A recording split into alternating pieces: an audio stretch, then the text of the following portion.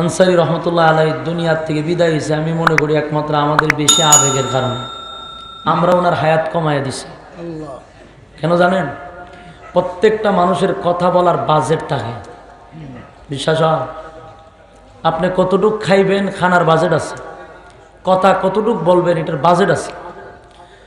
লিমিটের বাইরে চলে যাবে, বাজেট শেষ। আনসারী সাহেবের কথা বলার বাজেট শেষ হয়ে গেছে। বাংলাদেশের ইতিহাসে রেকর্ড করছেন, এত প্রোগ্রাম বাংলাদেশের কোনো বক্তা এককভাবে করে নাই।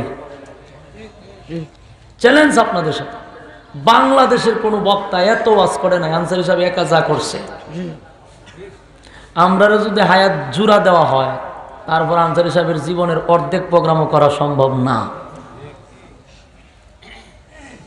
ওনার ইন্তেকালের 2 বছর আগ থেকে আমার সাথে খুব ভালো সম্পর্ক ছিল। বয়ানে শেষে জিজ্ঞেস, হুজুর কয় নাম্বার চলে? 5 নাম্বার। আমি 2টা কইরা আমি কথা বলতে পারি, হুজুরে 5টা করে।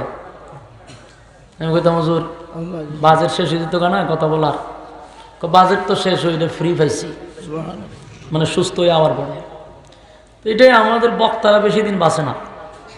দেখবেন প্রায় বক্তাই অল্প বয়সে শেষ, কথা বলার বাজেট দিয়ে শেষ। মানুষের মহব্বত আবেগ দেখাইতে দেখাইতে শেষে আমরা হায়াতও শেষ হয়ে যায়।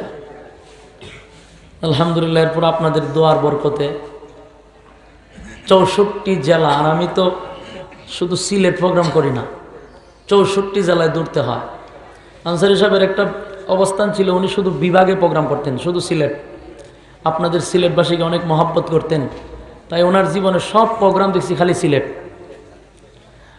খুলনা, রাজশাহী, পাবনা, দিনাজপুর ওনারা চিনত না, আলেমরা ছাড়া।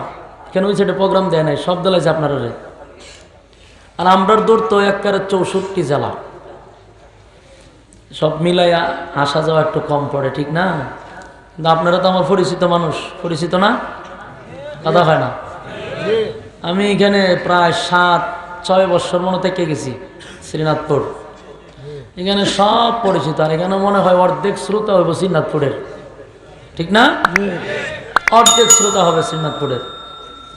আপনারা আমার পরিচিত, আলহামদুলিল্লাহ।